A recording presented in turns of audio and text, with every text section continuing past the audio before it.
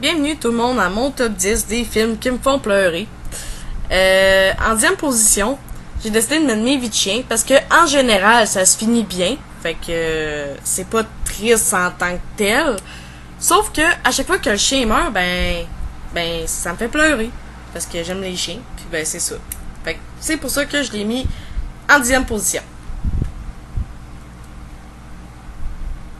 Pour la 9e position, j'ai mis Charlie Saint-Claude. Parce que, de un, il y a Zac Efron qui joue dedans. Puis je trouve que c'est un bon acteur. Puis il joue très bien son rôle dans ce film-là. Puis, dans le fond, ce que je trouve le plus triste, la part qui me fait tout le temps pleurer dans ce film-là, c'est quand on le voit qu'il dit adieu à son frère parce que son petit frère, il s'en va, il est mort, dans le fond. Puis il s'en va, je sais pas où, mais son esprit, il reste plus sur terre, dans le fond, il s'en va. Fait que, c'est ça. C'est pour ça que je l'ai mis en 9e position. En 8e position, j'ai décidé de mettre Mon fantôme d'amour.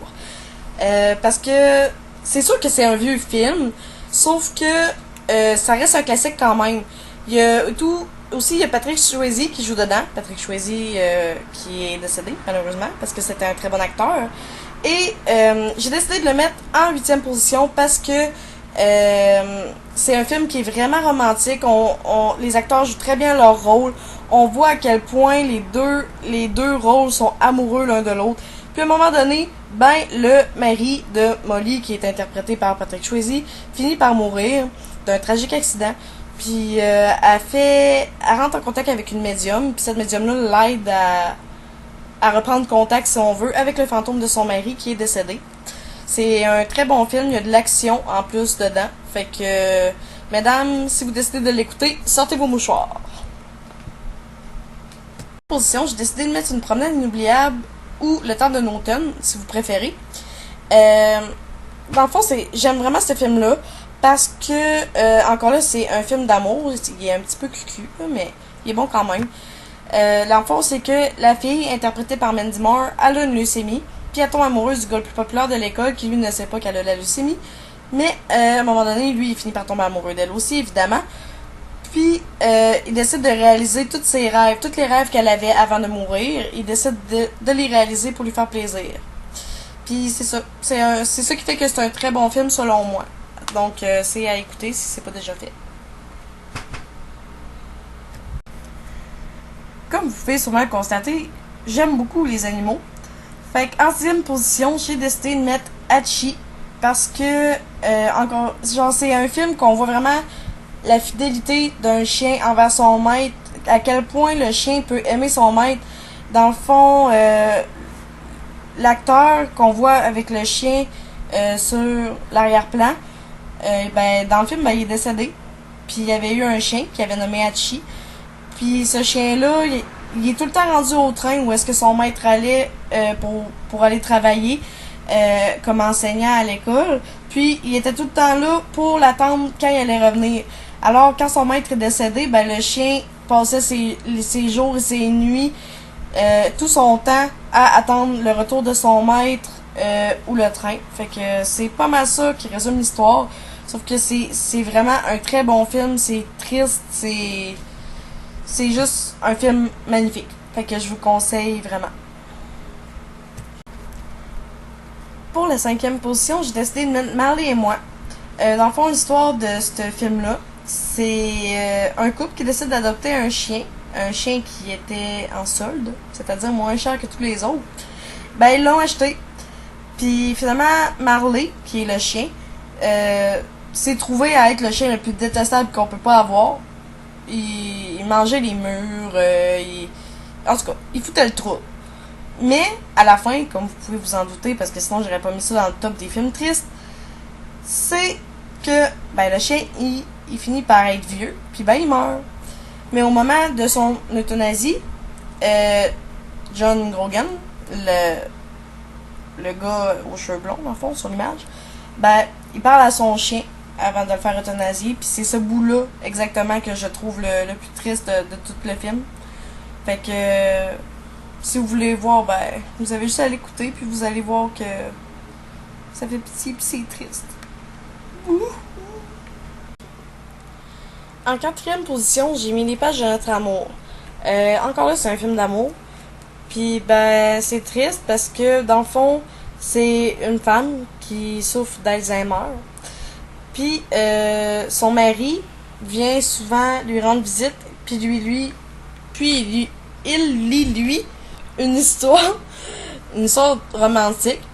Sauf que la dame se rappelle plus que c'est sa propre histoire qu'elle se fait lire par son mari. Elle se souvient plus de son mari d'ailleurs non plus.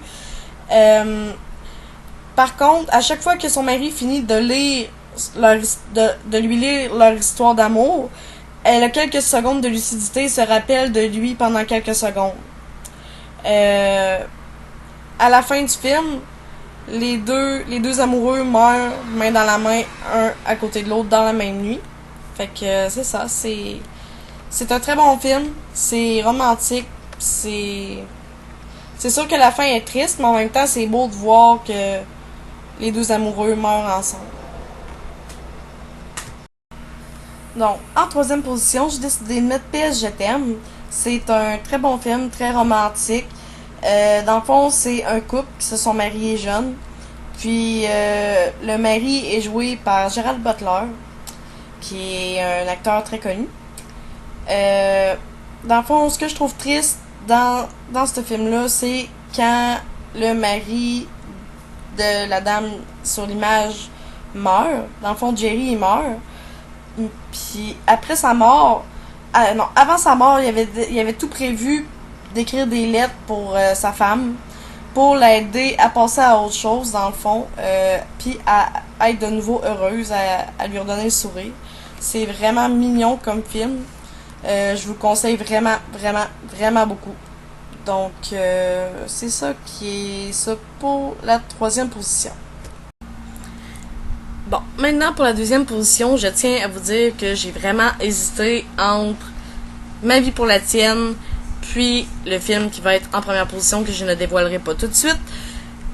Mais bon, j'ai choisi de mettre Ma vie pour la tienne en deuxième position parce que c'est un film qui me fait énormément pleurer, sauf qu'il me fait il y a moins de bouts où j'ai pleuré que celui que j'ai décidé de mettre en première position. Ma vie pour la tienne, en fond, c'est l'histoire d'une famille qui ont découvert que une de leurs enfants, Kate, avait la leucémie. Donc, il n'y avait aucun parent ni le frère de Kate qui était compatible pour lui donner des organes, lui donner de la moelle osseuse. Il n'y avait personne. Fait qu'ils se sont fait conseiller de faire un bébé éprouvette qui pourrait sauver sa sœur. Fait qu'ils ont mis au monde une autre jeune fille qui s'appelle Anna, qui était destinée tout simplement à sauver sa sœur. À un moment donné, Kate est fatiguée de se battre, ça vaut plus la peine. Elle veut pas subir toutes les opérations que sa mère veut lui faire subir parce qu'elle trouve que rendu là, ça sert plus à rien. Fait qu'elle demande à Anna, sa jeune sœur, qui a été conçue juste pour la sauver. Elle la convainc dans le fond de plus accepter les chirurgies, de plus vouloir lui donner son rein, tout ça. Donc Anna colle un procès sur le dos à sa mère et son père pour qu'elle puisse faire ce qu'elle veut de son corps.